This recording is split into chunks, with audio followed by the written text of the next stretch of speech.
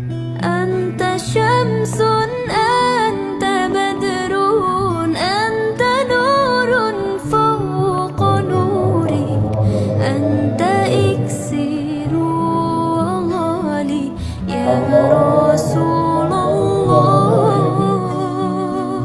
أنت شمس أنت بدر أنت نور فوق نوري أنت إكسير وغالي يا رسول الله يا نبي سلام عليك يا رسول سلام عليك يا حبيب سلام عليك يا رسول الله وشفيعنا ومولانا محمد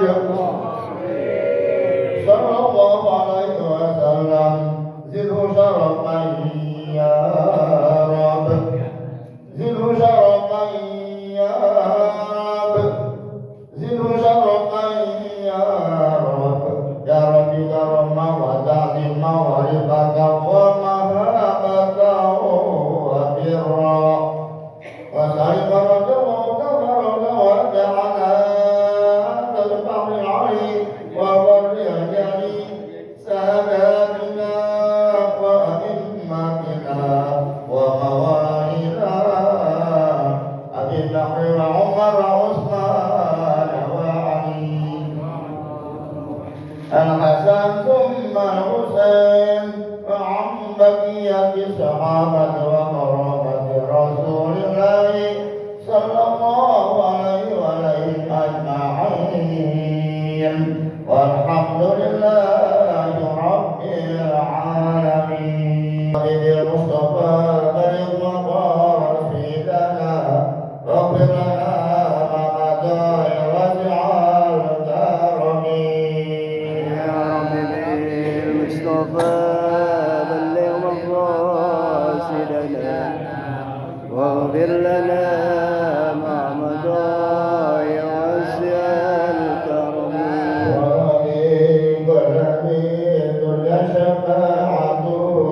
لكل حول من الأحوال المقتحمين يا رب بالمصطفى بلغ مقاصدنا واغفر لنا ما مضى يا واسع الكرم محمد سيد الكونين والثقلين والفريق من عرب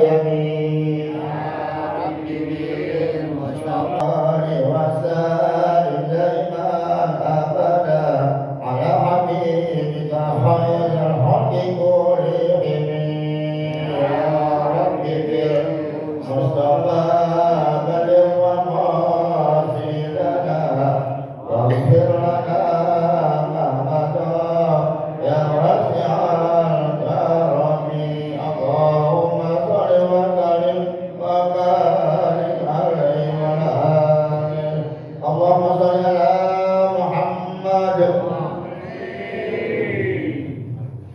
Assalamualaikum warahmatullahi wabarakatuh. الفاتحة بنية الشفاء والصحة والعافية السلامة مع التوفيق والهداية وأن الله يرزقنا علما نافعا وعملا متقبلا ورزقا حلالا طيبا كثيرا مباركا فيه من غير تعب ولا نصب ولا مشقة إنك على كل شيء قدير وإلى حضرة النبي المصطفى رسول الله محمد بن عبد الله صلى الله عليه وسلم وأزواجه وذريته وأهل بيته وأنصاره وأصحابه ثم إلى أرواح الأنبياء والمرسلين والأولياء والشهداء الصالحين والأئمة المجتهدين والعلماء العاملين خصوصا إلى سيدنا المهاجر إلى الله أحمد بن عيسى والسيد الفقيه المقدم محمد بن علي بعالمي ثم إلى روح الشيخ قدر البلاد ثم إلى روح مؤلف هذا الكتاب الشيخ محمد بن أبي بكر العصفوري ثم إلى روح كي صوت النظام ثم إلى روح كي جوده الشافعي ثم إلى روح كي جوده الشيخ ثم إلى روح نبي محمد علي الحميد ثم إلى روح سيد شفيع الدين ثم إلى روح سيد عبد الرحمن بن هدي المنصور وأصولهم وفروعهم والحقوق عليهم أجمعين ثم إلى روح أهل جميع الحاضرين ثم إلى روح أستاذ نجيب بن نجي سوي ثم إلى روح نجي سوي بن نجي واسع ثم إلى روح نجي ماتاس بن نجي سوي ثم إلى روح أجينا ماتم بن نجي سوي ثم إلى روح أهل مسجد الهداية أن الله يغفرهم ويرحمهم ويجعل الجنة مأواهم. الفاتحة. بسم الله من الشيطان الرجيم. بسم الله الرحمن الرحيم. الحمد لله رب العالمين الرحمن الرحيم مالك يوم الدين إياك نعبد وإياك نستعين اهدنا الصراط المستقيم صراط الذين أنعمت عليهم غير المغضوب عليهم ولا الضالين. آمين. الحمد لله رب العالمين والصلاة والسلام على أشرف الأنبياء والمرسلين سيدنا محمد وعلى آله وصحبه أجمعين. أما بعد. قالوا سبحانك لا علم لنا إلا ما علمتنا إنك أنت العليم الحكيم.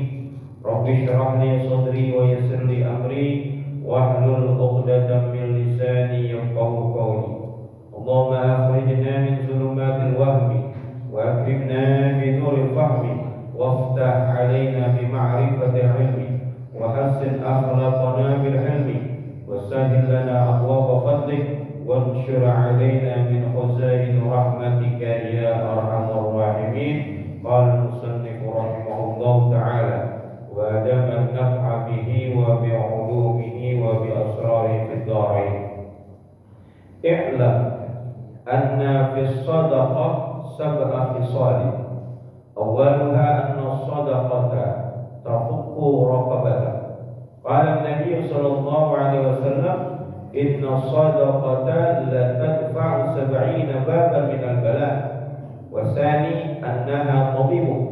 قال النبي عليه الصلاة والسلام دعوا مرضاكم بالصدقة. والثالث أنها صارت حارسك. قال النبي صلى الله عليه وسلم حصنوا أموالكم بالصدقة. والرابع أنها تدفع غضب الرب. قال النبي عليه الصلاة والسلام الصدقة تدفع غضب الرب.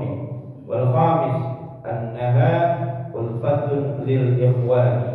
قال النبي عليه الصلاة والسلام الصدقة هدية تهاد تحاب. والثالث أنها رقة في القلوب. قال عليه الصلاة والسلام من وجد في قلبه فساوة فلينشر الصدقة. والسابع أنها تزيد في العمر. قال النبي عليه الصلاة والسلام الصدقة ترد البلاء وتزيد في العمر. لا آخره. والله تعالى أعلم بالصواب. Yang saya hormati para asatidzah, para hujjah, tokoh masyarakat, bil khusus guru kita Ustaz Nabil Setiawan, orang tua kita Bapak Haji Fahdi Ali, Bapak Ustaz Mama, Bapak Ustaz Fauzi, Bapak Haji Syahada, Bapak Asmari, Bapak Haji Ibrahim, Bapak Haji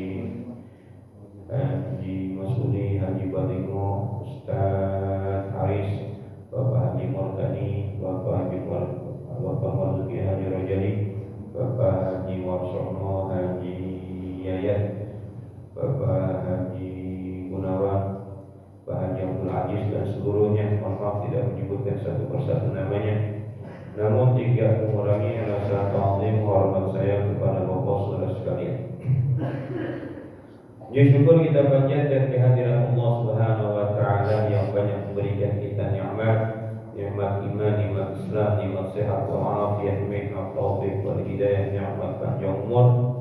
Yang karena dengan nikmat itu semua kita hadir di Masjid Nurul Hidayah di dalam rangka melaksanakan kewajiban kita, yakni sholat maghrib yang kita laksanakan secara berjamaah, dilanjutkan dengan thalabul ilmi. Mudah-mudahan niat langkah kita ke tempat ini mendapatkan ridha, barakah, pahala dari Allah Subhanahu Salawat dan salam semoga tercurahkan kepada baginda Muhammad sallallahu alaihi wasallam beserta keluarganya, sahabatnya dan para pengikutnya setia. Hadirin yang dimuliakan Allah Subhanahu wa taala, melanjutkan pembahasan kita pada malam Kamis yang lalu.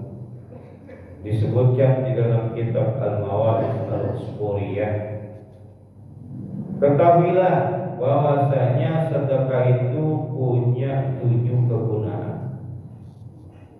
1, 2 sudah kita bahas pada waktu malam Kamis yang lalu. Yang pertama itu, sedekah itu dapat membebaskan leher, artinya dapat membebaskan seseorang dari kesengsaraan, dari bala. Bahkan ada hadis Nabi menyebutkan sesungguhnya sedekah itu dapat menolak 70 pintu daripada bala. Yang kedua, bahwa sedekah itu adalah doktermu. Artinya orang yang punya penyakit, kalau sudah berobat ke dokter A, dokter B, tabib A, tabib B, gak juga sembuh, yakinkan diri kita, dawu mardhakum bisadaqah, obati penyakitmu dengan cara bersedekah. Pernah ada orang dikasih saran sama orang soleh, anaknya sakit, udah lama gak sembuh-sembuh. Kata orang soleh itu, bersedekahlah untuk anakmu agar penyakitnya sembuh. Kata orang itu, baik, saya akan bersedekah. Lalu orang itu bersedekahlah atas nama anaknya. Setelah bersedekah beberapa lama, ketemu lagi dengan orang soleh itu. Lalu dia katakan, wah, saya udah sedekah, tapi anak saya tidak sembuh-sembuh. Lalu orang soleh itu berkata, Pak, Bapak ini orang kaya, hartanya banyak, sedekahnya sesuai dengan kemampuan Bapak. Punya harta 1 miliar, sedekahnya 10.000 tiap hari. Sesuai apa kagak? Lah kagak. Kalau mau sembuh, sedekah sesuai dengan harta Bapak. Harta Bapak banyak, sedekahnya banyak. Oh gitu. Baiklah kalau gitu. Akhirnya orang itu memenuhi mobilnya dengan bahan makanan, daging, semua dipenuhi. Lalu dia bersedekah hampir 3 hari. Gak lama kemudian tuh anak tiba-tiba sembuh. Dan sejak saat itu kalau ada orang sakit, dia selalu bilang bersedekah, bersedekah, bersedekah. Ada lagi orang di zaman Ibnu Mubarak datang kepada beliau, punya sakit, lututnya itu bernanah. Lalu ulama Ibnu Mubarak mengatakan, carilah satu tempat di mana di tempat itu orang butuh air. Karena sedekah paling utama apa? Air. Cari tempat, lalu kamu buat sumur agar orang-orang bisa mengambil manfaat dari sumur yang kau buat. Akhirnya dia menemukan satu tempat, dia gali ke tempat. Ya, kalau zaman dulu mungkin tanahnya masih banyak yang gak bertuan kan ya. Ya, minta izin, ya. Digali sumur itu sampai keluar air dan airnya dimanfaatkan buat minum, buat cuci dan buat apapun untuk masyarakat setempat. Gak lama kemudian tuh orang juga sembuh. Begitu juga masyhur cerita orang kongrat di negara Saudi yang punya penyakit liver, punya jadwal untuk diperiksa dan dioperasi. Tiba-tiba dia ingat hadis Nabi, dawu mardhakum bisadaqah, dia sedekah tuh. Ketika jadwal operasi ditentukan, diperiksa ulang, ternyata penyakitnya udah gak ada. Dan itu harus dengan keyakinan. Dengan keyakinan. Yang ketiga, annaha sharat harazka. Sedekah itu bisa membuat harta kita terjaga. Nabi Muhammad SAW bersabda, "Hassinu amwalakum bisadaqah." Bentengi hartamu dengan cara sedekah. Kalau ada orang kaya atau orang mampu, dia bersedekah dengan lingkungannya, otomatis orang-orang yang ada di lingkungan itu senang. Yang tadinya pengen jahil, nggak mau jahil. Kenapa? Udah dikasih, keseringan dikasih, sehingga orang-orang juga ikut jaga, ya, ikut jaga. Karena itu yang punya kemampuan banyak-banyak bersedekah. Ini saya singkat-singkat aja nih. Yang keempat, ada tudfi'u ghadab Rabbi. Sedekah itu bisa memadamkan kemarahan Allah Subhanahu wa taala. Nabi Muhammad bersabda, "As-shadaqu tudfi'u ghadab Rabbi." Sedekah itu bisa memadamkan kemarahan Allah Subhanahu wa taala. Mungkin kita ini banyak maksiat atau melakukan kesalahan, dan kita tahu kalau kita banyak maksiat, melakukan kesalahan, Allah Subhanahu wa taala akan murka sama kita. Caranya biar gak murka gimana? Sedekah. Dan di dalam harta kita itu banyak milik orang lain, Baru-baru ini ada orang yang share di medsos dengan sebab tusuk gigi aja orang bisa masuk neraka. Cuma tusuk gigi itu milik orang lain, ya kan? Nah, di harta kita ini banyak milik orang lain. Kok bisa? Saya pernah katakan, kita kerja misalnya, kerja di kantor itu 8 jam, katakan 8 jam, ya kan? 8 jam. Istirahat dari misalnya zuhur jam 12 sampai jam 1. Nah, selama masuk misalnya, itu kan mesti kerja. Berapa kali kita buka handphone? Berapa kali kita baca WA? Yang harus kita kerja, kita baca handphone. Seharusnya itu kan bukan masuk dalam pekerjaan, benar kan? Nah, masuk jam 7, kita datang setengah 8. Sementara bayarannya itu dari jam 7. Itu udah korupsi waktu.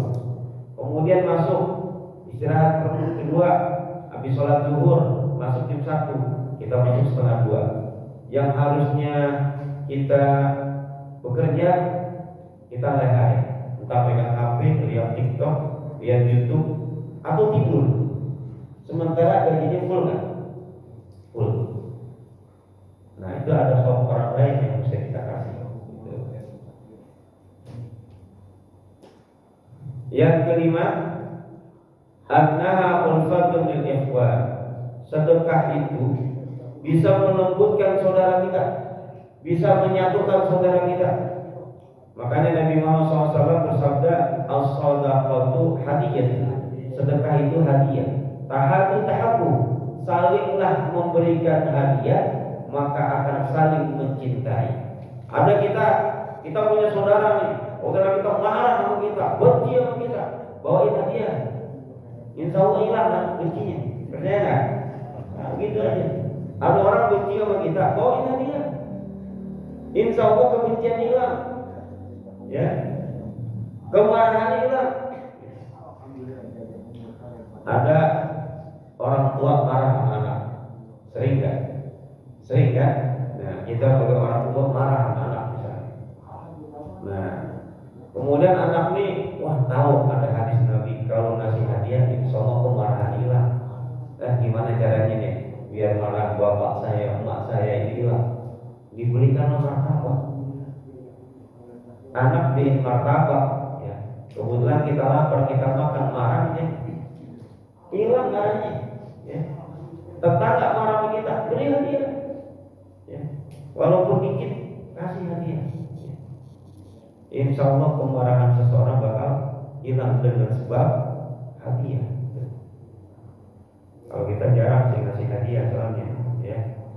Hadiah itu nggak usah banyak-banyak, yang mungkin nyenangin aja, ya, nyenengin.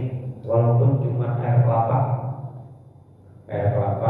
taruhin es, bawain siang-siang tuh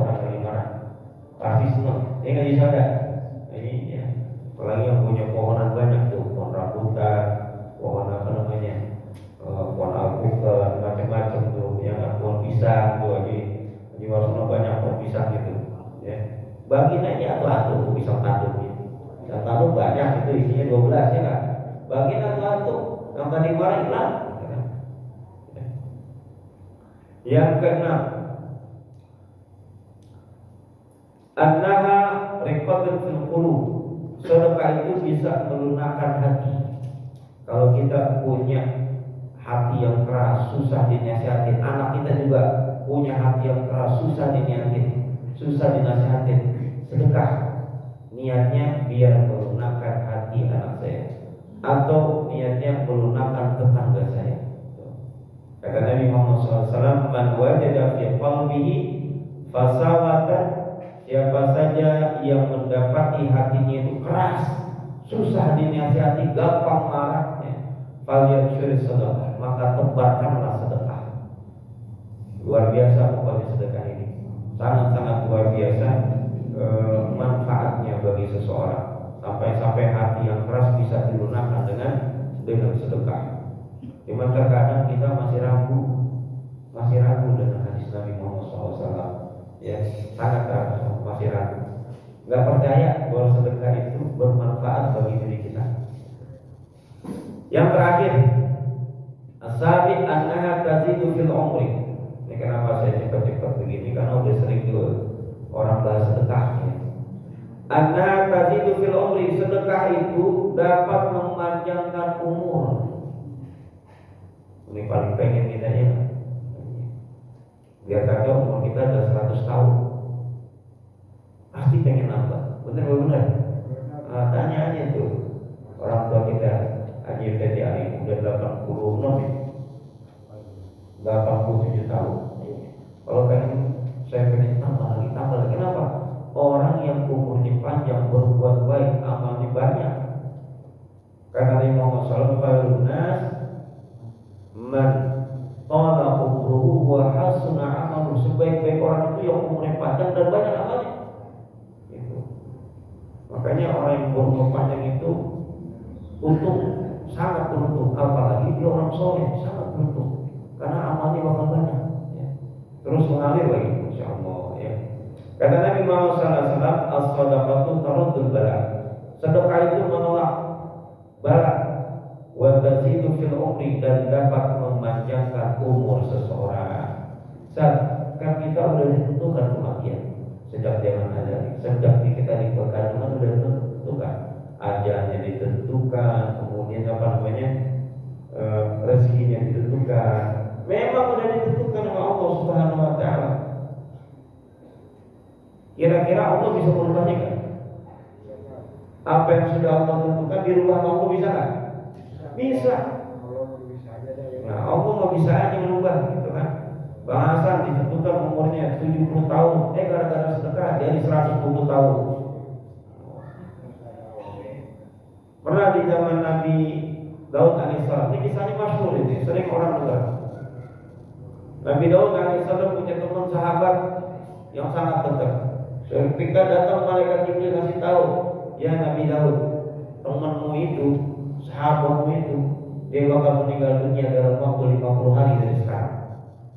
Paham gitu? Orang sehat, orangnya sehat. 50 hari dari sekarang itu orang bakal meninggal.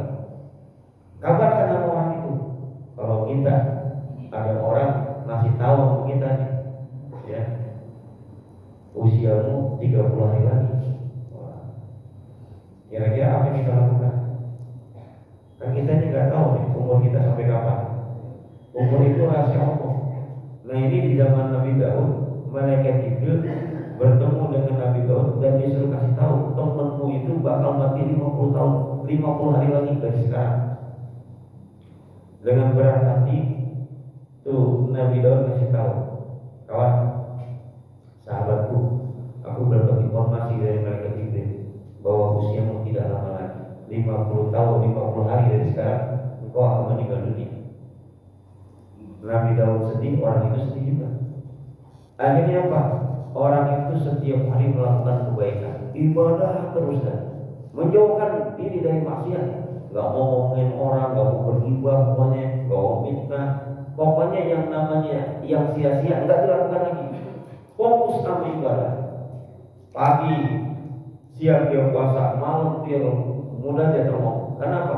Umurnya bakal habis dikit lagi. Kalau kita nggak begitu, kenapa kita nggak tahu umur kita? Kalau dikasih tahu umurnya besok bakal mati, kita malam gak bakal tidur ini. Bener-bener gak bakal tidur, gitu kan? Ntar malam nih, ya jam 4 pagi, ya, si A bakal mati. Habis ini kasih tahu bininya, harta saya mana tabungannya? Lihat tabungannya. Oh, tabungannya ternyata ada 10 miliar. Semuanya sedekahin. Kenapa? Ntar malam gue bakal mati. Kemudian semua keluarga dipanggil, diajak makan semuanya. Ya.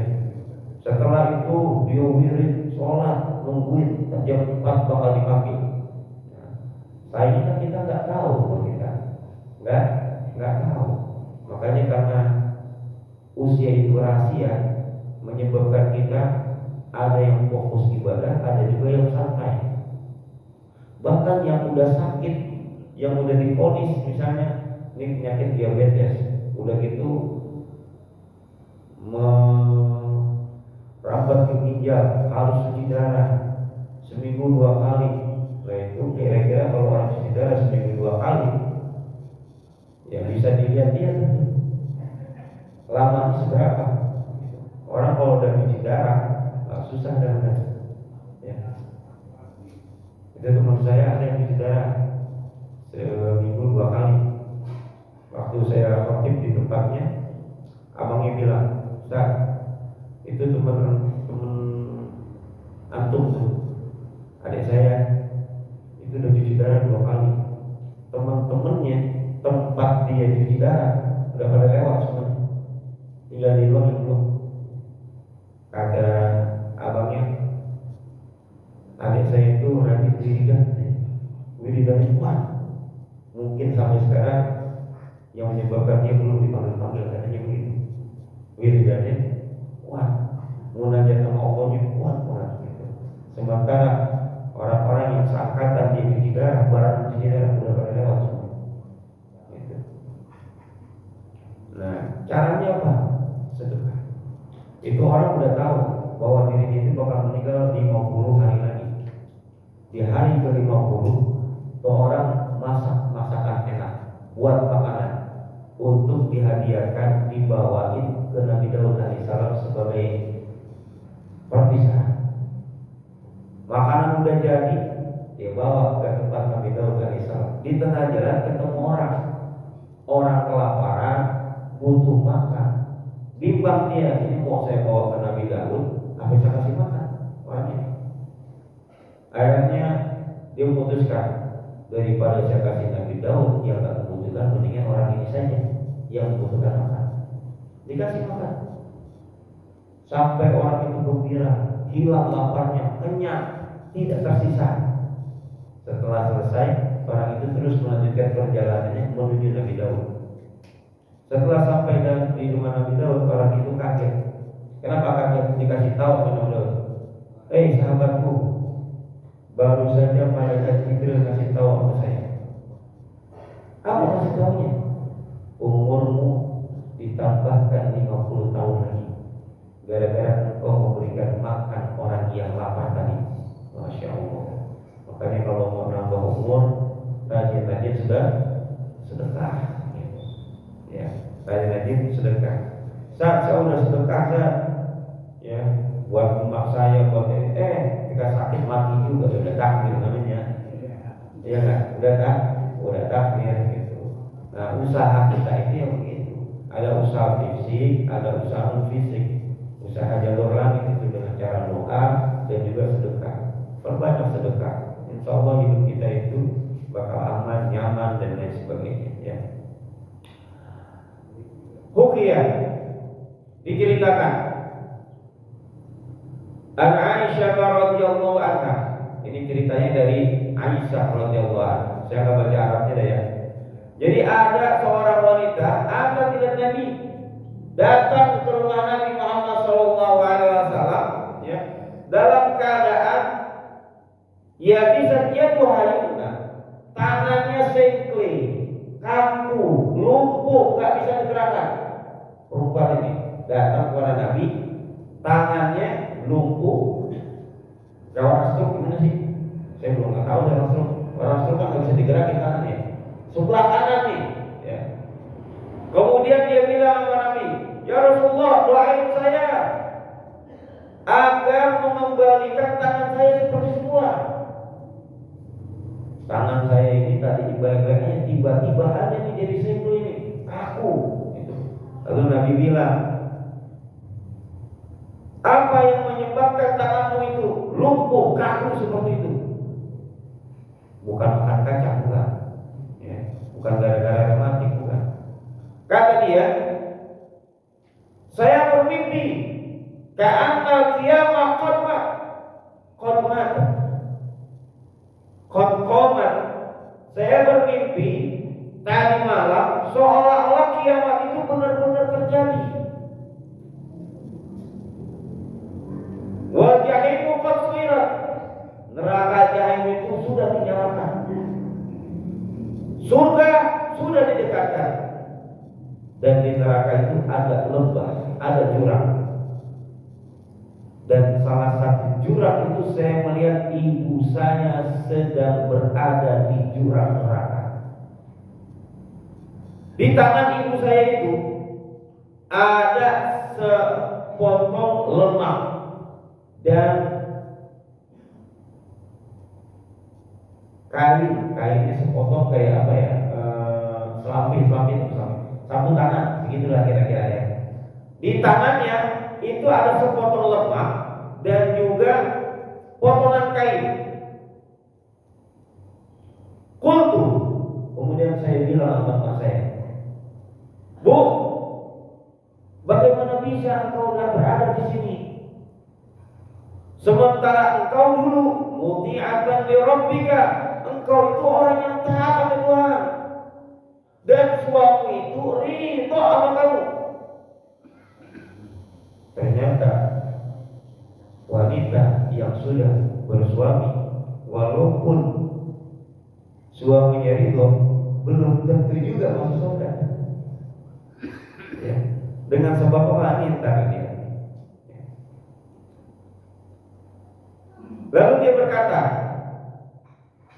ya ibnati, wahai anakku, dulu ini waktu hidup di dunia saya ini bakhil, pelit.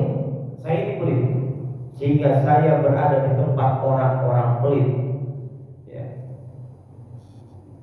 Dan ini sepotong kain dan juga sepotong lemak inilah yang pernah saya sedekahkan, dan saya tidak pernah sedekah kecuali dengan ini. Cuman lemak sama kain. Pikirlah tuh orangnya selama hidupnya cuma itu doang disedekah. Ya. Karena itulah saya berada di sini, dan sepotong inilah yang menjadikan saya bisa untuk melindungi dari api neraka. Kira-kira sepotong kayak gimana sih ya? Bisa gak sih kipas-kipasin api neraka yang gede itu? Kagak ya? Ya. Lalu ditanya, kalau bapak saya di mana? Bapakmu itu berada di tempat orang-orang dermawan.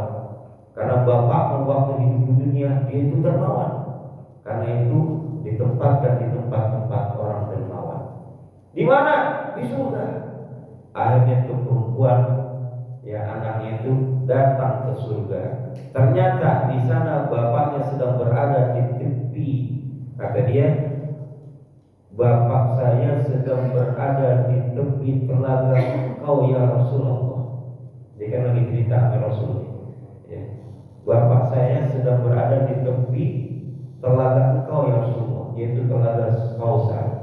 Dan bapak saya sedang memberikan minum orang-orang yang ada di sana. Dia mengambil minum itu dari tangan Ali bin Abi Thalib. Ali bin Abi Thalib mengambil dari tangan Utsman bin Affan. Utsman bin Affan mengambilnya dari tangan Umar ibn Khattab. Umar ibn Khattab mengambil dari tangan Abu Bakar Siddiq. Dan Abu Bakar Siddiq mengambilnya dari tangan kau ya Rasulullah. Kira-kira Rasulullah itu Siddiqin, ya, air kasih ke Abu Bakar, Abu Bakar kasih ke Umar, Umar kasih ke Utsman, Utsman kasih ke Ali, Ali kasih ke bapaknya, bapaknya kasih minum orang-orang. Dengan sebab apa? Saktiya, karena dia dermawan. Lalu dia bilang, ya Abah, wahai bapakku,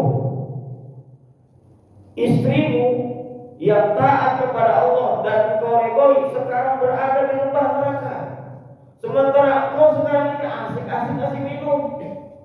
Tolong dong bagi segelas buat ibu saya. Kata bapaknya, nggak bisa. Ibumu itu dulunya pelit. Dan ternyata suaminya tahu ya. Ibumu dulunya pelit, ya, sehingga berada di tempat orang-orang yang pelit, gitu. Dan juga tempat orang-orang yang berbuat maksiat. Orang pelit itu termasuk perbuatan maksiat dan juga perbuatan dosa, ya. Lalu diam-diam tuh orang perempuan ngambil air segelas. Bapaknya lagi mandi, tuh air segelas diambil. Kemudian dia pergi ke neraka ngasih minum ibunya, ya. Padahal kata bapaknya dia bilang, Inna Allah Ta'ala harrama ma'a qaulin Nabi sallallahu alaihi wasallam al-bukhala wal usab wal muslimin. Sesungguhnya Allah mengharamkan air dari telaga Nabi Muhammad SAW untuk diminumkan kepada orang pelit, orang bakhil, orang maksiat, dan juga orang-orang yang berbuat dosa. Tapi itu anaknya tetap ngambil air segelas buat minumin ibunya. Begitu udah dikasih lagi minumin, ya, kata orang ini, falamma syuribtu wa sami'tu sautan, lagi minumin emaknya terdengar suara. Apa suaranya? Aibasallahu ta'ala, ya. Semoga Allah membuat lumpuh tanganmu. Semoga Allah membuat kaku tanganmu. Semoga Allah membuat sengkle tanganmu. Karena engkau telah mengambil sesuatu dari telaga Rasulullah yang tidak boleh diminumkan kepada orang-orang bakhil. Setelah kalimat itu, seorang bangun dari tidurnya. Tapi anehnya begitu bangun tuh tangannya udah sengkle, bengkok, kaku, udah nggak bisa diapa-apain. Ya, dengan sebab apa? Mimpi doang. Ini hadisnya masyhur ini, ya, hadisnya masyhur. Kemudian Rasulullah SAW berkata kepada orang itu setelah selesai cerita, "Adarra kami bukhlu walidatik fid dunya, fa kaifa la fil ukhbah?" Telah mencelakakan engkau dengan kebakilan ibumu di dunia. Dengan sebab ibunya bakhil itu, anaknya jadi celaka, cuma ngimpi itu aku. Bagaimana nanti nasib ibumu di akhirat dengan sebab bakhil? Tsumma qalat Aisyah radhiyallahu taala anha. Kemudian Aisyah, karena hadis ini dari Aisyah, berkata, Inna Nabi alaihi salatu wassalam qad wada'a 'asahu 'ala yadiha faqala. Sesungguhnya Nabi Muhammad SAW meletakkan tongkatnya di tangan perempuan itu. Karena perempuan itu kan datang minta apa? Minta doa biar tangannya ini sembuh dengan sebab sengkle itu, ya. Kemudian Rasul berkata, Ilahi firru'il lati hakat anha antusliha yadaha. Wahai Tuhanku, dengan sebab mimpi yang telah diceritakan perempuan ini, perbaikilah tangannya, kembalikanlah tangannya, sembuhkanlah tangannya. Fasaluha yanuha alal makani fasarat kama kana, maka tangannya itu sembuh seperti semula. Jadi Dari kisah ini apa kesimpulannya? Bahwa orang-orang yang bakhil walaupun dia taat ibadah itu belum tentu selamat di akhirat kelak. Ya, orang-orang yang dermawan walaupun ibadahnya itu yang wajib-wajib aja bisa jadi selamat di akhirat. Karena itu jadilah dermawan. Dan untuk jadi dermawan itu tidak perlu jadi orang kaya. Ya, kalau pengen dermawan, pengen apa? Kalau saya mau nyumbang, mau sedekah, kalau saya jadi orang kaya, lama gitu. Dan saya yakin kalau sudah jadi orang kaya paling susah sedekahnya. Ya, paling susah. Makanya sedekah aja sesuai dengan kemampuan kita. Bisa 10.000, 10.000, 20.000, 20.000. Jangan nunggu banyak duit. Semakin banyak duit, semakin susah kita sedekah. Dan itu sudah saya alami. Ya, sudah alami gitu. Ini di kantong duit saya ini ada kali 1 juta. Ada 1 juta. Kalau sedekah paling 10.000. Kenapa? Dari jahatnya 10.000 ingat. Iya, 10.000. Begitu juga yang lain. Ada lelang misalnya, kan banyak orang sekarang lelang-lelang ini, gitu. Memang ada lelang ini aneh gitu. Yang lelang kenapa aneh? Orang di mana lelang yang paling banyak yang diambil, benar nggak? Ini buku misalnya, ini saya harganya buku 200.000. Kemudian orang lelang, saya beli 300, 400, 500, akhirnya 1 juta. Akhirnya di buku lakinya berapa? 1 juta. Yang dapat siapa? Yang bayar 1 juta. Beda dengan lelang karpet, beda dengan lelang masjid, bangunan. Siapa aja lelang 1 juta, 2 juta, 3 juta, 100.000 semuanya diambil, ya nggak? Benar nggak? Itu lelangnya beda makanya gitu. Nah, karena itulah ada kesempatan sedekah jangan sia-siakan. Ya. Makanya saya bilang berkali-kali, ini kita mau ada kegiatan nih, ya ada kegiatan, perlu dana, ya perlu dana. Di catatan saya masih 21 orang yang sedekah, ya.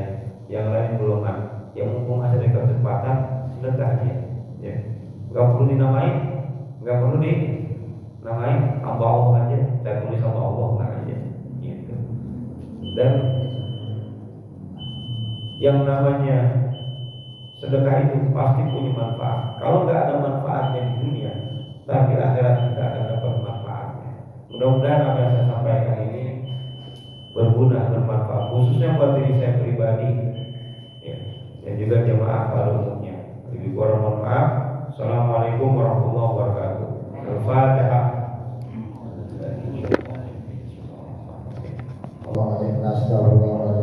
Bismillahirrahmanirrahim. Alhamdulillahirabbil alamin. Allahumma shalli wa sallim ala sayyidina Muhammad wa ala ali sayyidina Muhammad. Allahumma zidna ilman warzuqna fahman. Allahumma qina bil ilmi wa zaina bil ilmi wa aqimna bit taqwa wa jamilna bil afiyah. Allahumma hdina bi huda wa ja'alna mimman yushari'u fi ridha wa la tu'alina wa yansiwa wa la taj'alna mimman khalaqahu wa razaq. Wa hasbunallahu wa ni'mal wakil. Ni'mal maula wa ni'man nasir. Wa la haula wa la quwwata illa billahil aliyyil azim. Rabbana atina fid dunya hasanah wa fil akhirati hasanah wa qina adzabannar. Wa sallallahu ala sayyidina Muhammad wa ala alihi wa sahbihi ajma'in. Walhamdulillah.